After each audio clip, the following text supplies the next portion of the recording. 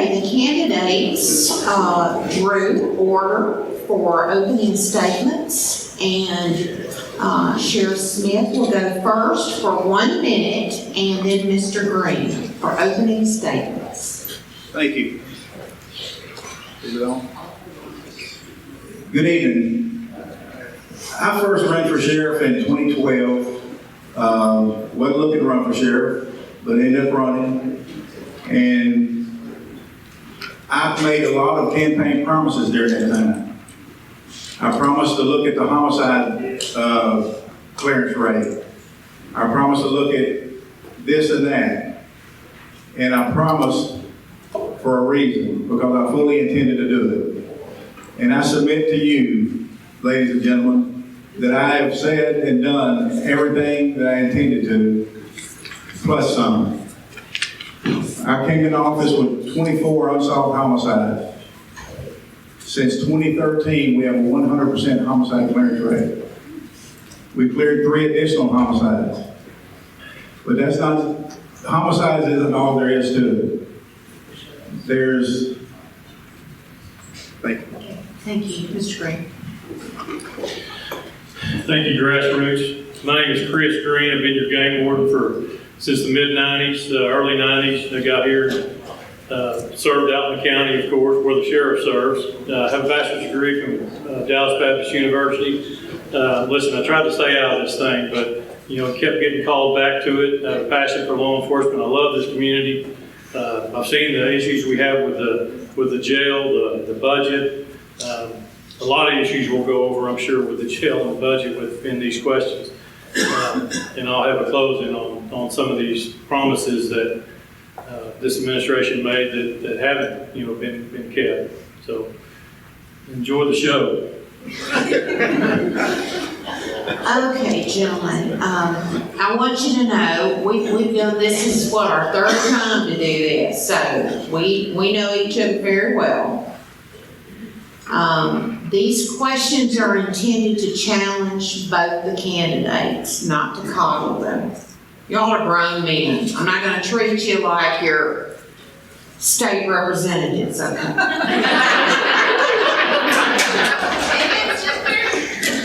So, everybody, we need a little bit of humor here and there. But you should, we want the candidates to endeavor to honestly inform the listeners about vital issues. So substance is what matters here. Substance is what matters. So we're going to dive into a couple of quick questions, kind of break the ice, and then we'll get to it. So these are 1 minute each, and Mr. Green, I'm going to let you go first on this one. Describe your world view and what shapes your decision making in both your personal and professional life. 1 minute, your world view. Well, we certainly want the world view, world peace. I garner my faith from reading the Bible and praying, giving to my family. I have a vision of being a constitutional sheriff and protecting the folks. The most important thing that a sheriff can do in a respective county is the protection of your liberties. And if we don't have that, we don't have anything. And as a sheriff, we have many, many responsibilities. And of course, it's running the jail. Of course, it's defending ourselves against the tyranny of federal and state government, any unconstitutional overreach. But my worldview is for this county in particular, because I'm running for sheriff, is the fact that we are protected. We are protected citizens here in this county, and we get the best bang for our buck as taxpayers. Thank you, Sheriff. Yes, ma'am, thank you. I believe I've said it every time that I've taken office, all 4 times, and I've taken the oath of office. I run my office with the Holy Bible as a guide and the Constitution of the state of Texas and the United States of America. And in doing so, the first year I took office, I hired Chris Ann Hall from Florida to come up and teach the Constitution to my command staff. The Constitution is very important, but not as important as the Bible. And if you use those as a guide, you will never go wrong. I will continue to use the constitutions of the state of Texas and the United States of America and the Holy Bible as my guides as I run your Smith County Sheriff's Office. Thank you. Thank you. Okay, rule of law is a phrase that we hear in the news media, we hear it everywhere. Again, I am not so sure most people understand what the rule of law is. And in fact, in Congress, they ignore the rule of law. So Sheriff Smith, tell us what the Larry Ray Smith definition is of the rule of law and how that impacts your judgment.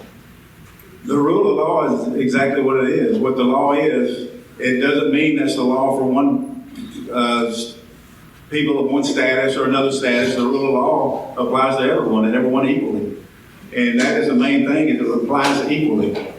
And as I continue to be your sheriff, I will continue to fight for that being the case, that it applies to everyone equally. Thank you. Thank you. Mr. Green. Well, of course, that's what it is. It applies to everybody equally. And I wish that were true. There's been instances where, people that are known to this administration end up in jail for some reason. They're not booked in the same way. They've got ride homes, they've got early bond. They don't have to sit around. But listen, it does. It doesn't matter who you are, how rich you are, how much you donate to either campaign. Is the rule of law applies to you. If you get jammed up and you get in a bind, then you suffer the same consequences as anybody else. We have a two-tier justice system, and I recognize that. But I'll tell you that the rule of law will apply in this county, as long as I, win this election and I'm sheriff. Okay, thank you. You want me to keep my seat? Yes. Okay. Sheriff Smith, I'm going to give you 2 minutes to answer this one. It's kind of a two-part. What accomplishment as sheriff of Smith County do you most want to be known for? And then what is your greatest regret or do-over item? So, the thing you're most proud of and why, and then if you have a do-over, tell us why. I need more than like 5 minutes. No, y'all get 2. Okay, thank you. The most thing I'm proud of is the men and women that we now have at the Smith County Sheriff's Office, the team we've built. Everything from the patrol officer all the way up to the chief deputies to everyone all in between. You can't work, especially as short-handed as we are, and be successful as we are, by not having the right people in the right places. I am very proud of where we've come in the homicide clearance rate. And I'm proud of the fact that Smith County is prospering.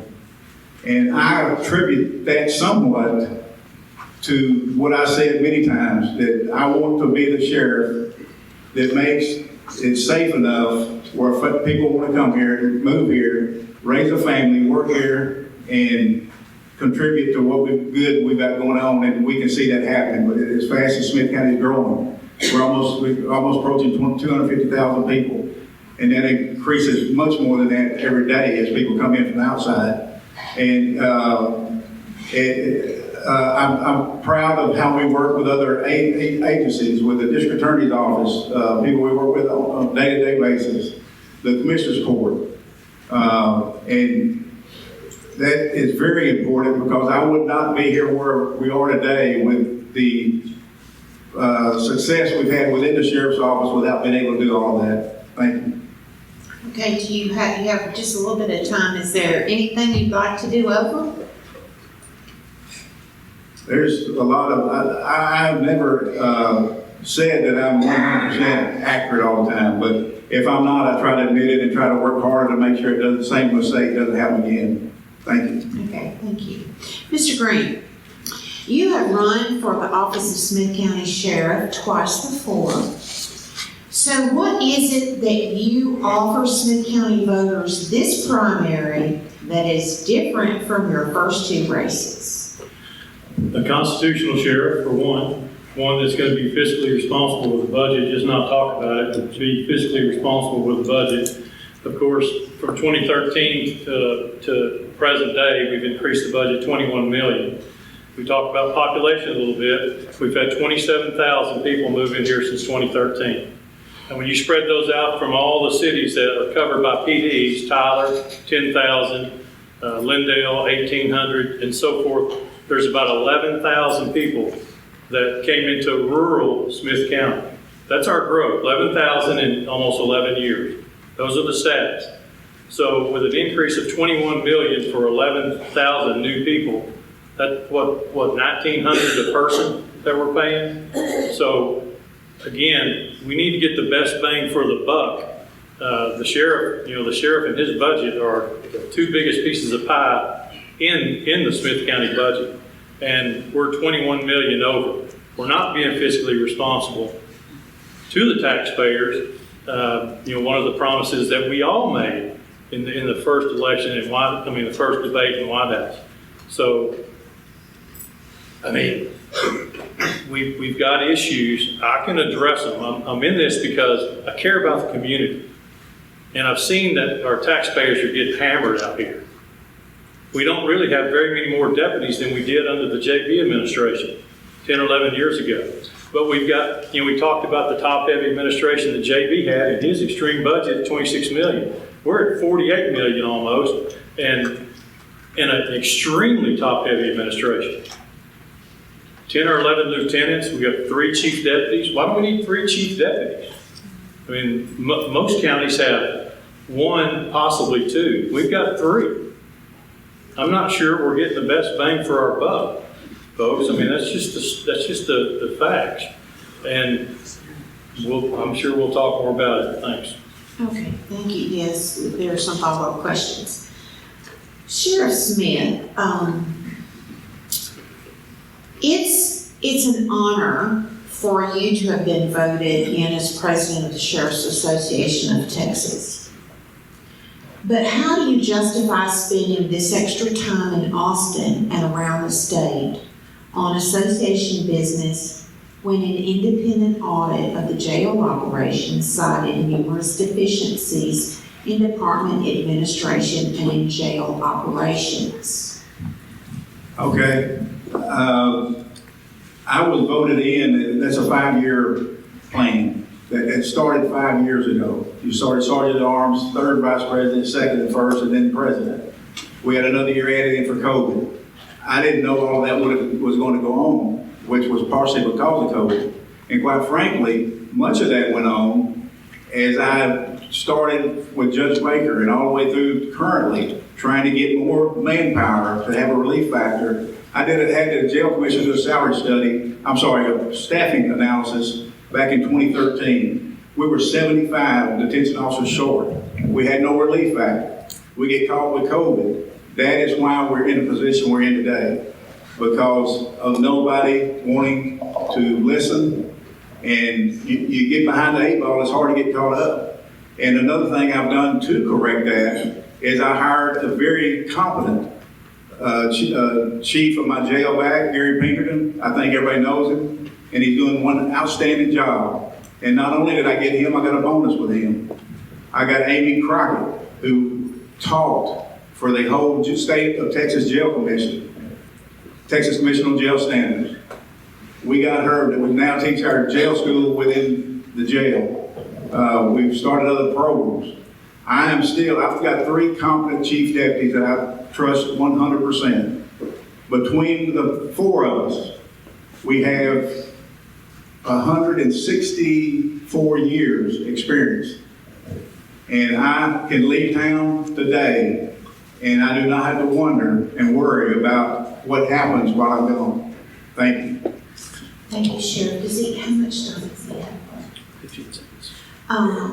Okay, I'll hold my follow-up to that for a little bit down the line here, Sheriff. I have a follow-up question for you. So, Mr. Green, the term constitutional officer is often bandied about in other counties other than just Smith County. I mean, it's a thing. What does the term actually mean to you, and how and under what circumstances would you foresee wielding such authority? Well, a constitutional sheriff, he or she is the supreme keeper of the peace. Okay? Supreme. Sorry. He is the supreme keeper of the peace. He's the last line of defense for any government, state or federal government overreach for our county. Let's take, for instance, COVID. We've talked about that. You know, the mandates, the masks, the lockdowns.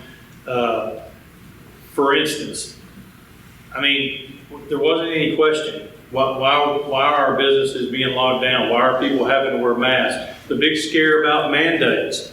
Well, as a sheriff, I wouldn't let the white coats or doctors come in and mandate jabs for any family. But you're going to have the freedom to take it if you want to. Because that's what our freedoms and liberties are about. So, same with the Second Amendment. I'm pro Second Amendment, always have been. So, what if the government comes in and they want to take your firearms? Because all the school shootings we've had, there's all big talk about it all the time. It's not going to happen. No one's going to come in from the federal or state government, PD, whatever it is, and take the firearms from my citizens. It's not going to happen. I'm sorry. Okay. Keep going. Do you have anything else? Yeah, I know what all this is. Ignore this. Okay. Until you see this, don't worry about it. Okay. Yeah, I mean, of course, the constitutional sheriff, they're responsible for a lot. We want to make other sheriffs join us.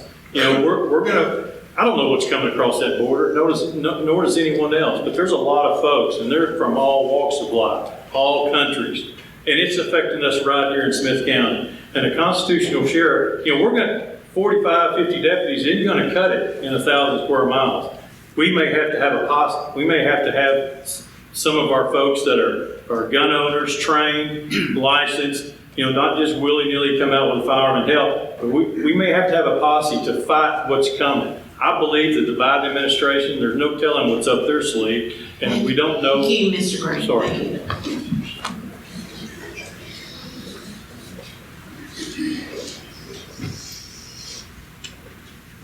Sheriff Smith, you spotlighted the need for enhanced technology when you first ran for office, and you reiterated that the second time. Would you briefly outline the technology that you have brought to increase efficiency and effectiveness in the SO, and in each division that you want to go into? I would respectfully request that I do not divulge our technology that we have here, because if I do that, it's no longer good. Well, I understand the security of the officer. I understand that level of technology. I'm talking about technology that brings increased transparency to the sheriff's office operations, the part that the public-facing part that the people can be aware of. So are there some things that you talked about in your first campaign? I think GAWTP, I think that was one of the questions, if I remember, on that first thing that they did with you guys. And y'all talked about it at length. So can you fill us in on any of that? Okay, the technology part has been a big part of my administration. With technology, you can use a lot fewer personnel than you could without the technology we have. Just this last week, we've been having burglars snatching ATM machines and things of that nature in Dallas and everywhere else. It was some of our technology that paid great dividends in that aspect, and we were able to catch the ones from Dallas here in Smith County and cleared multiple armed robberies and multiple ATM snatchings. We have all kinds of technology that I never thought was possible to have when I first started in law enforcement. I never knew that we'd use DNA to solve a church fire ring before I became your sheriff. There's technology is way underutilized, mostly because it's expensive. But you have to justify that to your taxpayers and to your commissioner's court. And I appreciate 100% the commissioners listened to me finally later on and getting that technology, which we also have enhanced that technology tenfold with the addition of the Texas Anti-Gang Unit out here on that we have here in Smith County, with federal, state, and local law enforcement working together under one roof. Who would ever thought that would happen? That don't just happen by happenstance. That takes a lot of work, a lot of trust, and things of that nature. And quite frankly, I don't think I have to get up there and tell you I'm a constitutional sheriff. I think you can tell it on my wall. Thank you, Sheriff. Mr. Green, your website promises an aggressive first 90-day plan. Which of the 12 action items listed would reflect the biggest difference that you have with the current office holder? Now, I want you to be really specific, okay? So, in your first 90-day plan, if you think about the top 2 things you want to tell this group about and answer the board question. What are the top 2 things, and be specific about what you would do that is different from what Larry Smith is doing? Well, because the policy and procedure is in such disarray, I would definitely work on that. That would be a big topic. It's changed a little bit because the GMJ jail report came out. So, my 90 days is certainly going to include portions of the GMJ report. I've read it and taken notes, and 36 findings, 36 recommendations. Boy, there's a lot there. I would probably, how to solve that is, I would build an Excel spreadsheet, go to my department heads, all the ones that it affects, and I would have the findings, I would have the suggestions, and I'd have a timeline of how are we going to fix this? And a timeline, maybe to report to the Commissioner's Court once a week on our status on all these 36 recommendations. So, talking to the judges, going and talking to the law enforcement agencies around the county. I know them all, worked here, but I would still go to them as sheriff. We're all going to partner. I work well with everybody, from the chiefs all the way down to the volunteer firefighters. Worked well with everybody. It's going to be a smooth transition because I'm familiar with all of them being here and working the county like I have. And I've talked to some in this process.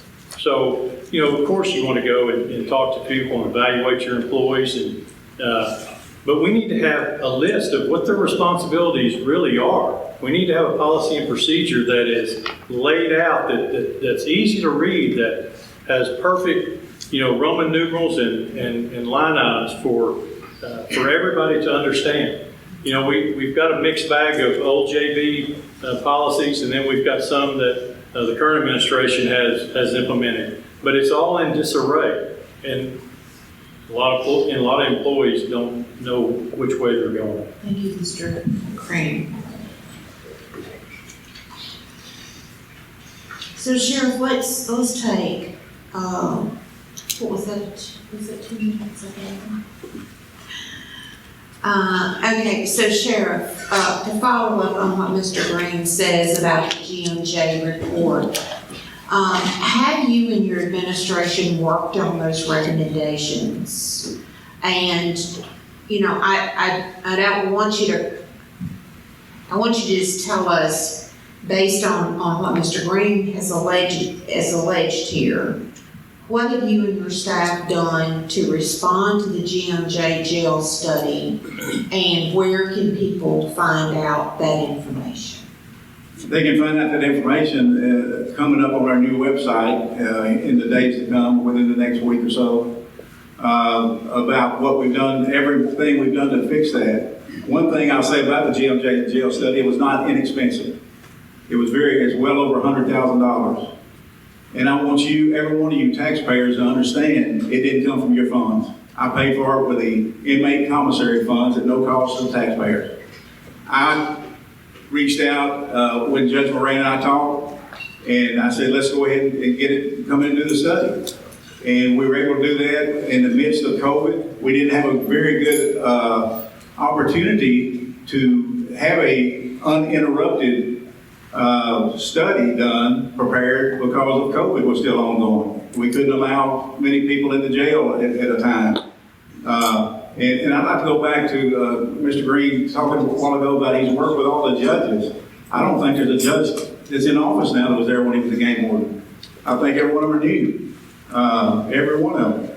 But the GOJ jail study is still a work in progress. There's about 2 things that we haven't fixed yet, and we're waiting on to determine whether or not we're going to, the governor's going to come back with where we have to, I can't think of the term right now, but we have to, accreditation. And I can tell you what I've seen, the agencies that are accredited, they tend to work towards accreditation rather than they do towards doing law enforcement work. And I think that's a misjustice. Thank you. Thank you. Okay, Mr. Green, I'm gonna make you spell it out for us. I'm sorry? I'm gonna make you spell this out for us. You, on the constitutional sheriff issue, do you have specific evidence or specific actions that the sheriff has or has not taken that you think that he didn't represent a constitutional sheriff? So I've got 3, and we talked about the COVID, the mandate, the lockdowns, the mask, the mandating, I don't know if they mandated on sheriff's office employees or not, I'm not sure. But COVID, Second Amendment, and then, of course, we'll talk about, the stroll down Broadway with BLM. A constitutional sheriff, what I wanted to see from Larry is him come out to the public, on a podium, have a press conference and say, hey, don't worry about your mask. You have the freedoms, you have the liberties to do what you want with the COVID vaccines, the wearing the mask. The church is closing. We're not going to do that. We wouldn't have done that. I wanted to see him come out with the Second Amendment and say, hey, let's talk about, the government coming in here and taking our firearms away. I want to see the sheriff, which he should, stand up and tell the public that it's not going to happen under his watch. Saying it up here, saying it in a few debates and forums, that's great. But he's got the platform. The sheriff has the platform. And lastly, I'll talk about the BLM thing. This is a crazy group. BLM Antifa, what is that about? They come protest on the square, and we've got photos of our sheriff lockstep walking arm in arm with BLM down Broadway. Well, that's insane to me. So I question, he's going to say he's a constitutional sheriff. He's for the Second Amendment. He's had a few little events down there at the old Lock and Load and said, I'm a Second Amendment guy. I don't know if that works or not. But for me, I don't think he's a constitutional sheriff. A true constitutional sheriff. Thank you. Okay, Sheriff Smith, I'm going to let you respond to that, please, within 2 minutes. Yes, ma'am. And be, if you will, answer that line by line so that we can just get that all out. Trying to forget it. What? I said trying to forget it. Well, I know, but I'm not going to let you do that. You need to answer. I appreciate that. I think ever since January 1st, 2013, taking office, it remains on our website today that everything he said, just the opposite of what he says I haven't done, I have done. I just said we had our command staff, had Chris Ann Hall come in and teach them the Constitution. I don't know many things like that I haven't done. I don't just talk the talk, I walk the walk. And I will continue to walk the walk and making the citizens of Smith County safe. And if anybody does come in, do the overreach. Another thing, on the COVID, back to the COVID, Who was the first law enforcement officer anywhere here in the East Texas area that stood up against Governor Abbott's COVID mask wearing deal and said law enforcement is going to start writing citations? I said no, it will not happen under my watch. And anything like that that is unconstitutional will not happen under my watch. I think 11 years of what I've done should be a pretty good indication of what I'm going to do in the future. And I've been in law enforcement 48 years, going on 48 years. I have not had one internal affairs investigation in my career, ever. I don't think many people can say that. And no, Mr. Phillips, yours don't count. Okay, it will. It will. Okay, that's enough, that's enough, that's enough. But anyway, did I answer all of it? I think you did. Okay. No. BLM. Oh, okay, I'm sorry, his allegation. How many vehicles were turned over and set on fire here? How many windows were broken here? For me getting out there with Chief Toller and I meeting with him the next day, meeting with BLM. I will talk to anybody. If it will save our city, save our county, and keep us from being displayed like people in up in New York City or Chicago or wherever. That's not going to happen here. We had things going on at that time that I won't tell you what it was, but we had people ready to respond at a moment's notice when that happened. Okay, thank you. So Sheriff Smith, much has been said about budget increases, and it's true. You have had some substantial budget increases. So would you take a couple of minutes and would you hit the high spots as to what the drivers were for those increases and provide justification for those? Yes, ma'am. First of all, I will say this, or ask this.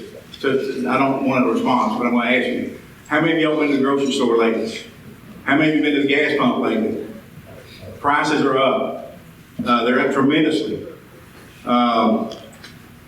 The largest part of any budget, I've got 4 budgets. I've got the trash budget, I've got the jail budget, I've got dispatch budget, I've got law enforcement budget. And the biggest part of any one of those budgets is salaries and benefits. And those are going up tremendously.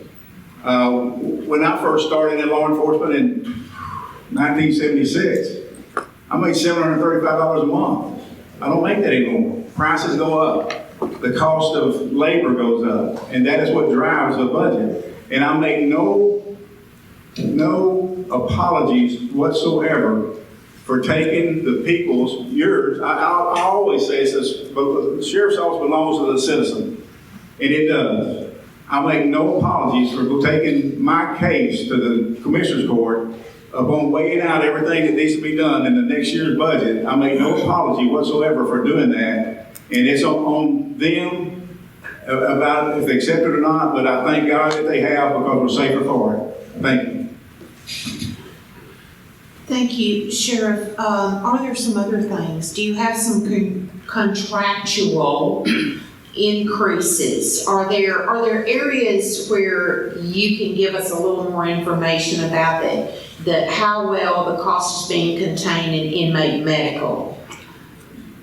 The cost has been contained as well as it can be contained. It's very difficult to keep your thumb on inmate medical because you have to, in lieu of being having more lawsuits than we already have, you have to take them to the hospital when they need to go to the hospital. You have to do that. Those are uncontrolled costs. No sheriff or anybody can control those costs. Okay, but can you tell us, there was a time when the Commissioner's Court worked very closely with the Sheriff's Office to make sure that the inmates were run through a screening process where they could qualify for the lowest possible indigent defense.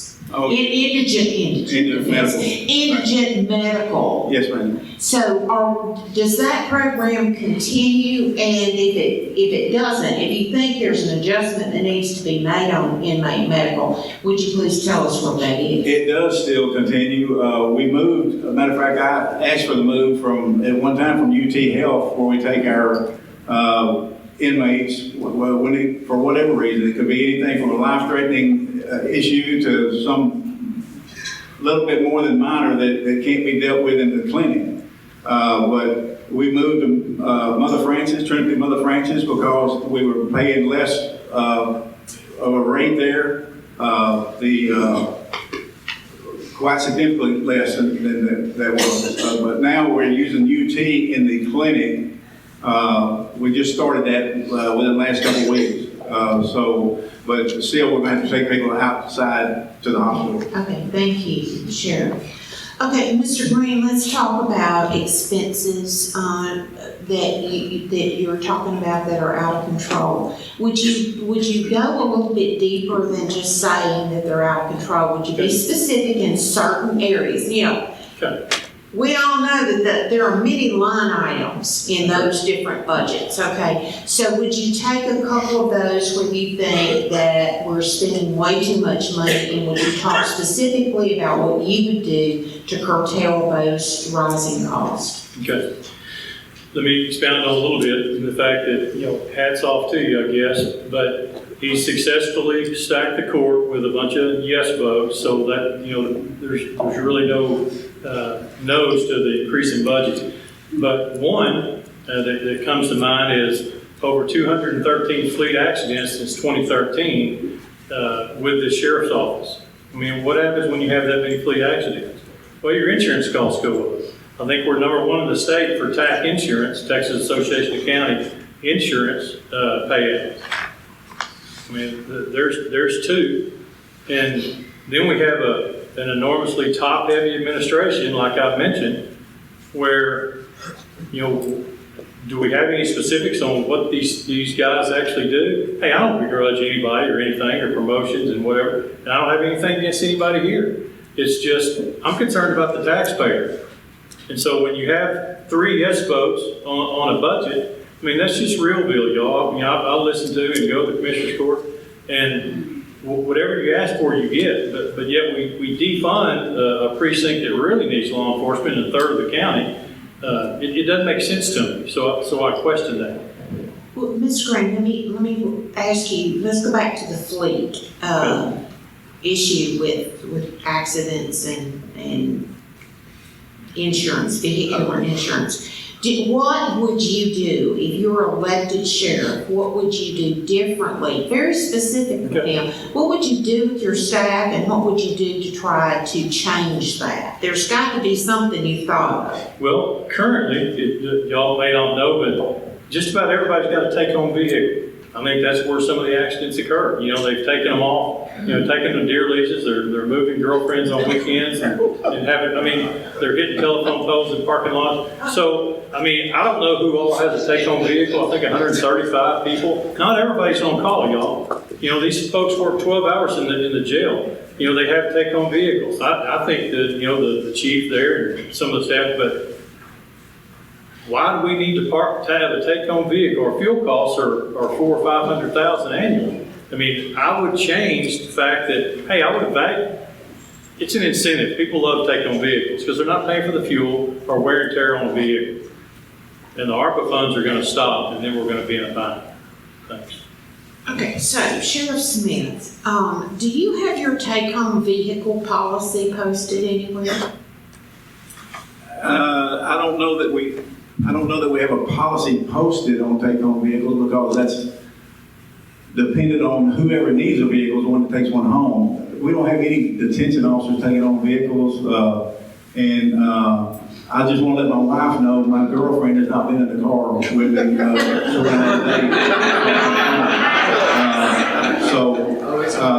I'm going to get beat up when I get home if I don't tell her that. She might be little, but she's loud. But bunch of hogwash, what he just said a while ago. A bunch of unprovable. Okay, Sheriff, so, but when, how does your office Okay. determine who takes the vehicle home and who does not? Okay, that was determined, the most recent change in that policy is I go from, there's some from outside the county that say we'll take it home, but within so close to the county line. And Smith County is 960 square miles, and that has paid great dividends when those men and women are responding to come to work, and they stop and answer calls all the way in. That's one part of it. If you are up on 1253 up in the northwest part of the county, it takes about, from right here, it takes about 40 minutes to get there. And thank God we've had people coming from right across the county line to work. But those that are going to be asked to respond off duty, like all the detectives have a take-home vehicles. But they are, when we have a homicide, what we refer to as a whodunit homicide, everybody rolls out. And that's the reason we have a 100% homicide clearance rate. But the ones, the deputies, when they're on shift, okay, they work 2 on, 2 off, 3 on, 3 off. And so when they're on shift on their 2 days or 3 days working, they take a car home, but not otherwise. Okay, thank you.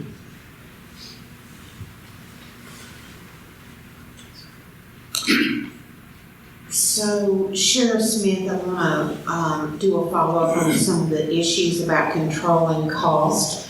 Can you, in 1 minute, can you give us a list of the top 3 initiatives that you have in place for this current budget year to try to contain costs? I don't care if you name a contract or whatever, but just top 3 ways you're making an effort, or you have a plan, a written plan to contain costs. The first one would be the jail medical. We've changed jail medical. We're hoping it's unknown at this time what that's going to look like. But you look at costs not necessarily as what you pay out in the beginning, but what you save on the other end from lawsuits and things of that nature. That's one. I think it's a great cost savings. It has been me all my career in working homicide cases when we clear them rather quickly, put all hands on deck to start with, get the case cleared, get them in jail, and get ready for our district attorney to prosecute them. That's the second one. Because if it takes you, the longer it takes you to do that, to get a case cleared, the more money it's going to cost. And quite frankly, when I came in office, it was 3 people go out on a homicide and 2 would flex the time off the next day. You cannot work a homicide case like that. Okay, thank you. Mr. Green, let's talk about patrol and patrol coverage. You brought that up a few minutes ago. What is it about the way that patrol, your understanding of the way patrol is handled today that you would change, you would begin to change on day 1 if you were elected sheriff? Listen, I'd like to go to something different than 212s. I like 3 shifts, whether it's 8, 10, and 12 or 3 10s. But I think when you work 12s, officer fatigue is a safety factor. A safety factor in that you're tired. Yeah, you're 30 miles out in the sheriff's office and it's 2 or 3 o'clock in the morning. You're trying to get back. You know, you could fall asleep. Maybe some of the accidents are happening because of fatigue. But it's a safety issue, especially making contacts in the deep nights. So I want to go to shorter shifts for everybody. You know, we can do that in all phases, you know, jail, law enforcement, and the jail. We can do that.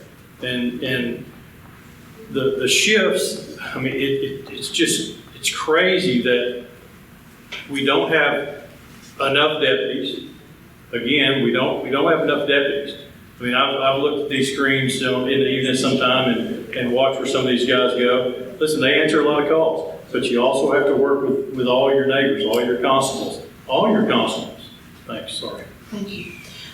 Sheriff Smith, would you address the issue of patrol coverage? And I can kind of remember some of the things that you said when you ran for office the first couple of times about what you were going to do to change patrol. Do you believe that what you instituted has worked? And what can you tell us about the results of that? And is there a scientific way? Is there any guidelines from the state that tells you, based on population density or whatever the criteria is, how many patrol deputies you would need? I know you don't have enough. I think we can all agree on that. You don't have enough. But can you tell us where you think you are on improving patrol and where you want to go with it? First of all, before I forget it, I want to address the national part of that. National is one deputy per, let's see, in 2021, it was 1.97 deputies per 1,000 residents. We're at 1.04, so we're way behind the curve, which is why we have to think outside the box and let people have take-home cars. That's how you remedy that. I had a thought, just escaped me. Well, I think I interrupted you, so let's go back. I'm sorry, I apologize. So let's go back to the beginning of what you did to change patrol when you first took office. That was one of the things I ran on the first time, was there was many times with 2 deputies on 960 square miles in one time. I said, we'll never do that. They were working 4 10-hour shifts when I came in office. You have to cover 24 hours. How does that compute with 10-hour shifts? You get 30 or 20.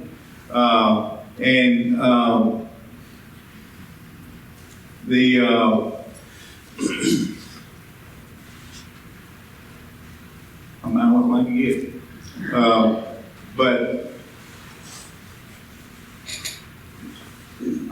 That's when we developed the zones, and we have 1 in each zone. We have 5 zones in Smith County. And then we also have the deputies living outside the county. They come in with their vehicle when they're on duty. Okay, I think we'll start with you on this question, Sheriff. There's much that's been said about retention rates for detention officers. So could you bring us up to date on what you and your staff are doing to attract and retain detention officers? So just for the crowd's information, if you're below jail standards on the number of detention officers, the ratio to the number of inmates based on classifications, that means that you have to ship inmates out to other jails. So that's the issue there, is to try to avoid shipping out. So could you tell us what you all are doing proactive since the GMJ study to remedy that? Doing several things. When we do have to ship out, we're bringing in federal inmates to offset that cost. Because I get $80 a day, or the county gets $80 a day for a federal inmate. We pay $45 a day. You can nearly get 2 for 1 of ours shipped out, which lessens the burden on our staff. That's one of the things it does.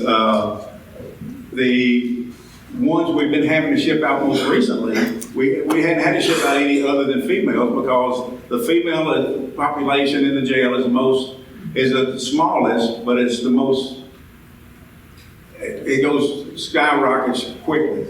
And female inmates have to remain outside of sight and sound of the male inmates. So that's one thing we're doing. And unfortunately, there's not many people. One sheriff is all that will take inmates from me right now.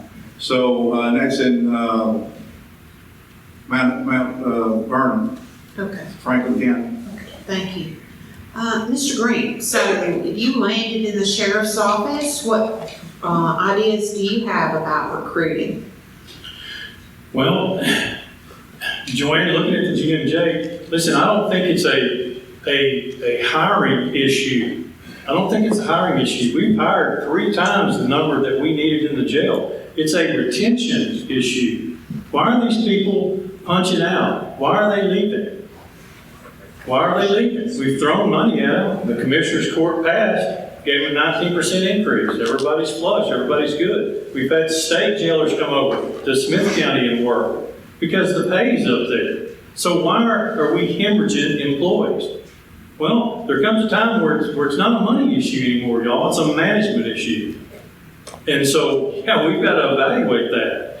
We've got, I think the exit interviews used to be with HR. I think now they're with the jail lieutenant. Is that transparent? I'd like to know why these people are leaving, because they're going to tell us a lot. And the people that are there are going to tell us.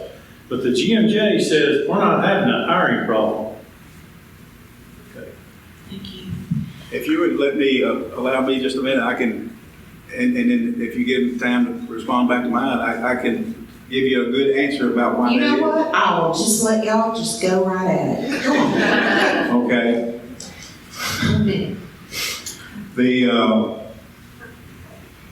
Where I started.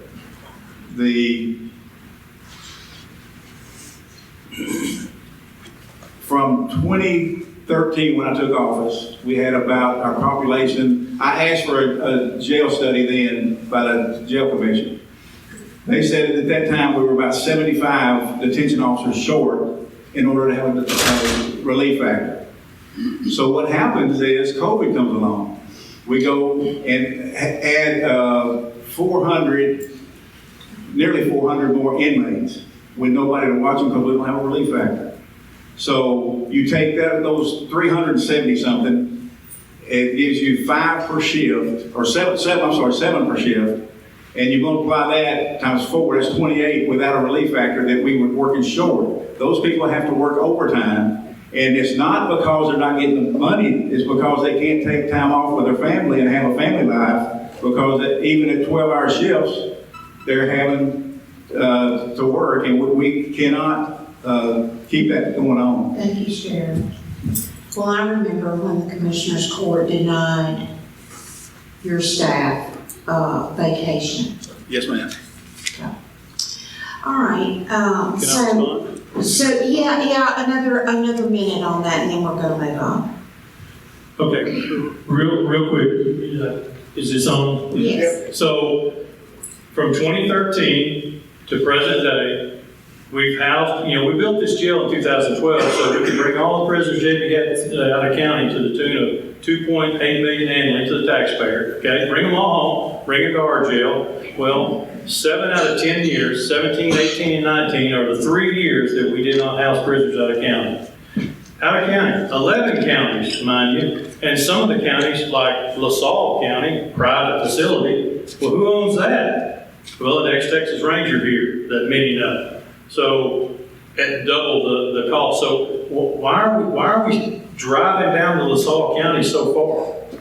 I mean, again, jail studies, pay studies, jail studies, pay studies, all to the tune of we taxpayers pay for it.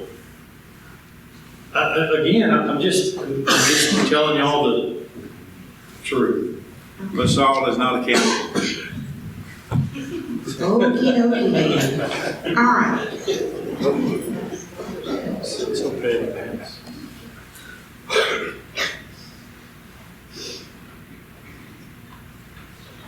I'm still not clear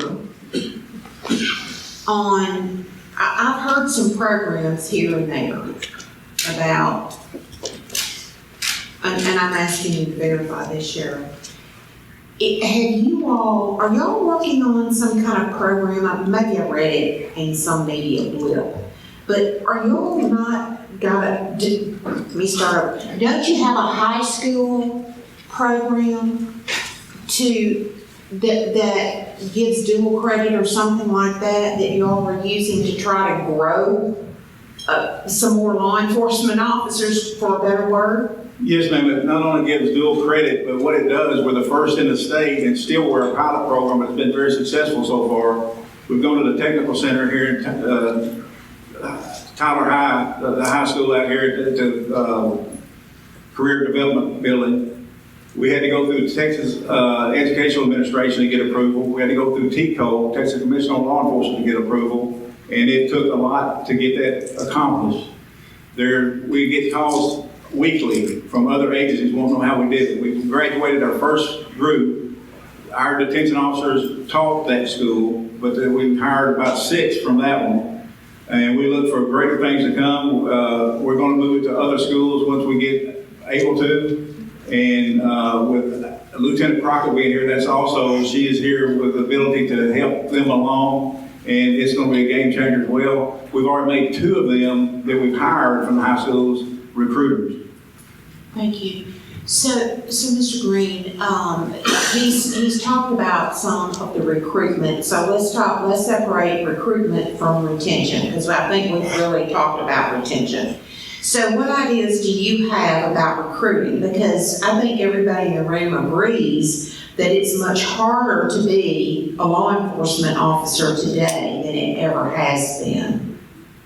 I think we can all agree on that. So what would you do? What programs are you aware of? Are there any demographics of people men and women that you believe would be suitable for law enforcement? Is there a pool that you think has not been adequately tapped to see if maybe you can recruit from for law enforcement? Have you ever thought of that? Well, you can start with talking to some of the law enforcement instructors, some of the ones that teach academies around the state, and try to recruit some of those folks. But they also have to have, working in the jail. It's not the most attractive job out there, but it does pay pretty good, and a lot of people are applying. So, there's avenues to offer incentives. Maybe when they get say for instance the pay is $40,000. Well, I would take $1,500 off that from the top and pay them $49,000 or $48,500 when they pass jail school, because so many of them are working on temporary jail license. When they pass jail school, then give them that $1,500 back, an incentive to stay, to let them advance to their advanced and master's degree. When you get your jail license, then it's a good thing for them. You can work in any Texas jail in the state. But offer them also an opportunity to hit patrol. Those that qualify, go to the academy, sponsor their way to the academy, and let them have an avenue, let them have a promotional process and avenue out of that jail. Thank you. Okay, Sheriff Smith, here's a tough question. When you first ran for office, you promised you would not be a political sheriff.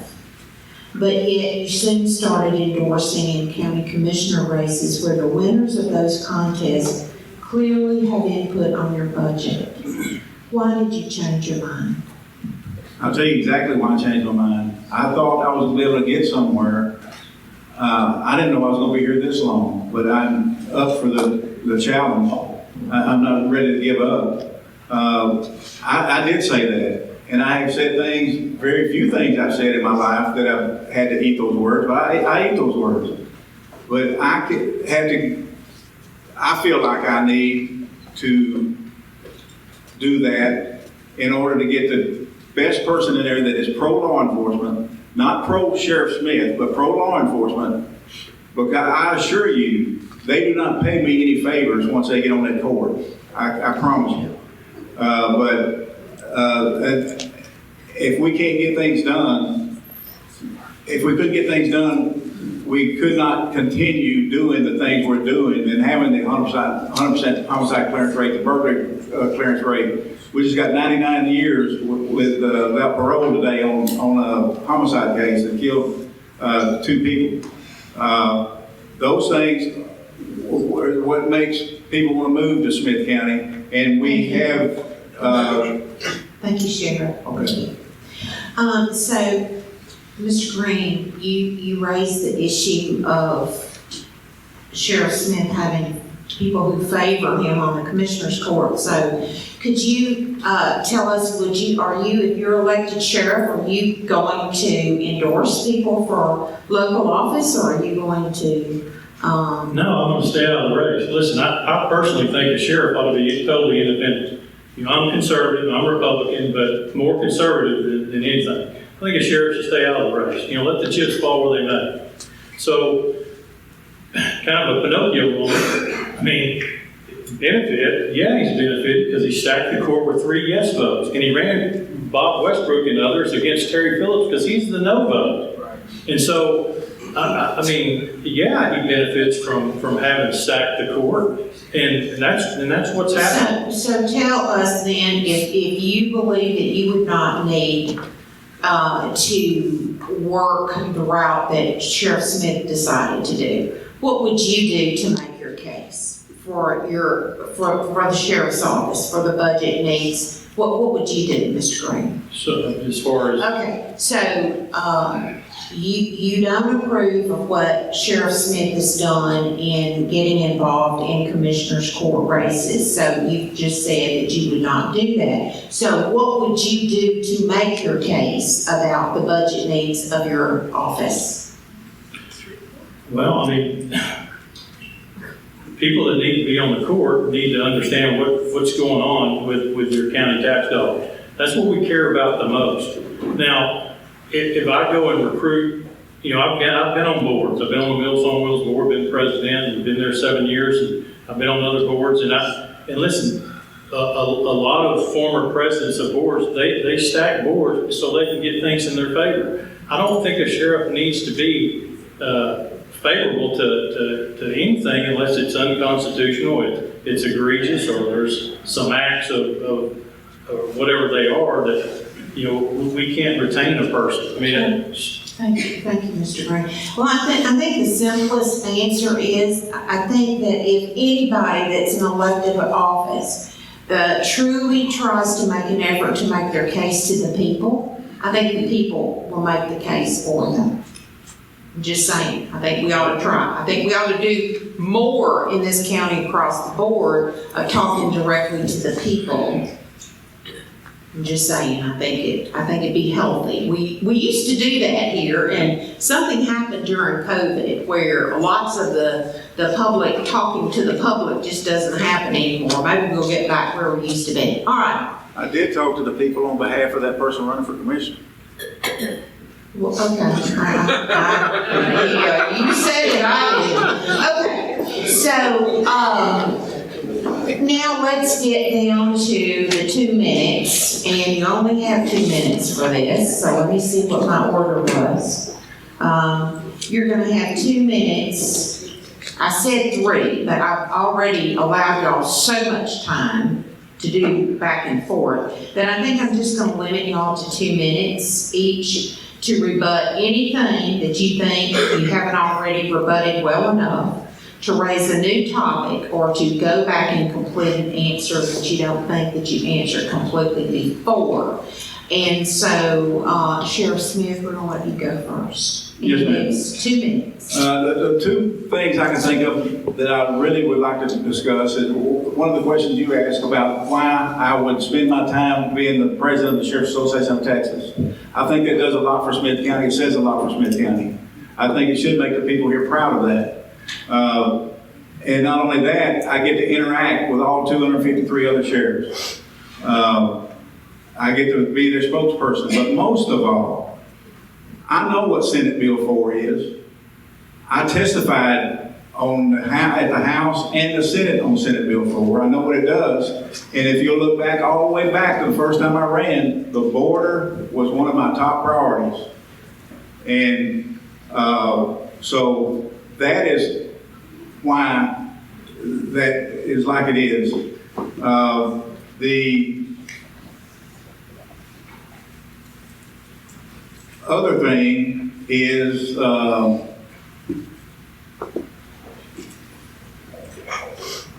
what was it?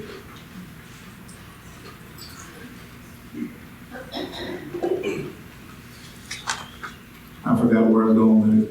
But the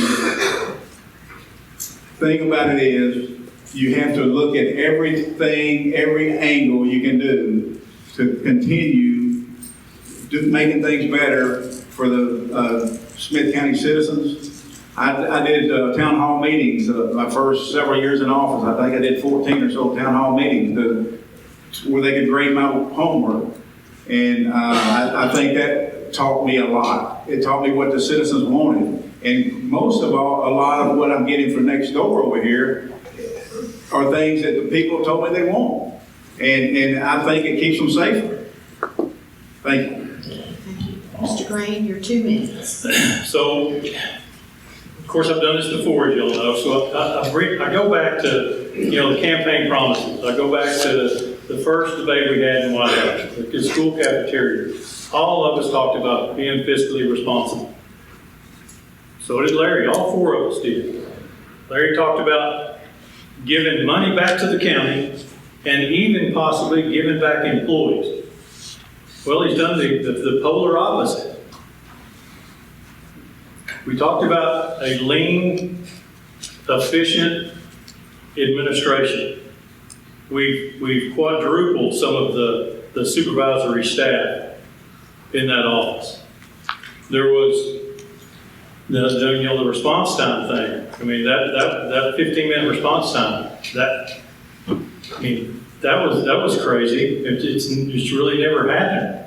I listened to the 8/15 of 23 Commissioner's Court. I wish y'all would go listen to it. Go back and listen to it. 25 constituents came in support of one of our constables in Precinct 4. And listen, they didn't want to talk bad about anybody, but they weren't getting any responses from the sheriff's office. They'd come 45 minutes late, or they wouldn't come at all, or if they came and did a report, you'd never hear from anybody. People just want a phone call. They just want to be communicated with. Another thing Larry promised to get along better with all the agencies. Well, again, let's talk about Precinct 4 Constable. An endorsed candidate by Grassroots. I mean, he locked him out of the EOC for a while and doesn't like him and ran, endorsed candidates against him. Not everything is about homicides. They're important, of course. Thank God we don't have very many of them in Smith County. And they do get solved in an efficient manner. That's great. But there has been some failed campaign promises with this administration. Okay, now we have our 1-minute close, and so Mr. Green, you go, and the 1-minute close, you go first, followed by Larry Racing. Listen, y'all, I'm running again because I have a passion for the folks. I have a passion to get back in law enforcement. I love this community. Nothing against anything that's going on. All these guys in the back, I know some of them. Chief Jackson and I have been friends a long time. Done a great job. We talked about the tag and the jail stuff with the schools and recruiting. He's instrumental in that. Hats off to him. I'm running because I care about the citizens. I want to be a constitutional sheriff. I don't know what's coming because of that open border. Listen, I think it's been a good run. It's been a good run, and some good things have happened. But you know what? We can't afford that office anymore. We as taxpayers, we can't afford that office. And I will be fiscally responsible. And I'm asking for your vote. I know it's tough to be an incumbent. I don't make any illusions about that. But I care about the folks in the county. I want to protect rural Smith County. And I can assure you I'll do a good job. Thank you, Mr. Green. Sheriff Smith. I believe he said in a Republican forum here where I wasn't at, what's Senate Bill 4? But he's worried about the border. You don't know what Senate Bill 4 is. They want someone to be able to come mow his yard and build houses. That's a fact. And you'll never hear me say that. An open, porous border is dangerous to the United States of America. Not just Texas, not just California, not New Mexico. I was recently at a forum with a bunch of sheriffs, all the way up to New York. Fentanyl is killing our youth. And any bit of fentanyl comes from China to Mexico is touched by the cartels. The cartels are going to touch anything that makes money. And we will fight the cartels, and Senate Bill 4 is going to make a difference. And Senate Bill 4, by the way, cannot be enforced in interior of the state of Texas anyway. It has to be enforced at a checkpoint or on the border. Thank you, Sheriff.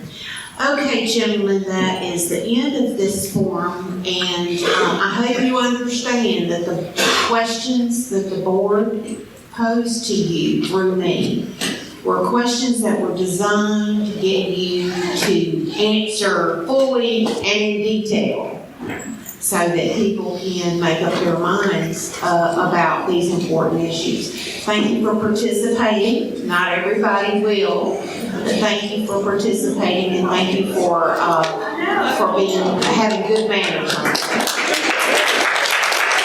Political advertising paid for by Grassroots America, We the People PAC.